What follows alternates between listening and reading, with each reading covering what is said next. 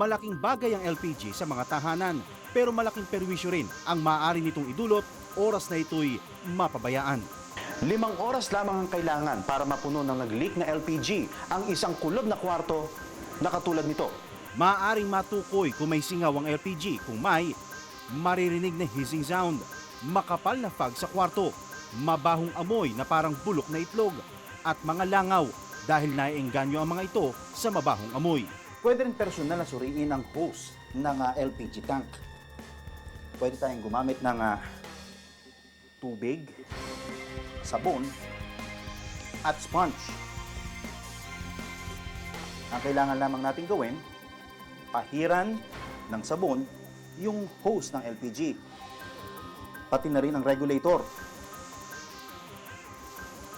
Pwede rin natin pahiran ng sabon ang mismong buong LPG tank. Kung sakaling merong bumula, ibig sabihin may butas ang anumang bahagi nitong LPG tank. At kapag nangyari yon, itawag agad natin sa supplier para palitan ng hose o yung mismong kabuuan nitong LPG tank. Kapag nag-leak ang LPG, buksan agad ang mga bintana at pintuan para lumabas ang naipong LPG. At huwag na rin galawin ang mga electrical equipment sa loob ng inyong bahay. At para makasiguro, lumabas ka na rin. Benji Durango, Rescue Fund.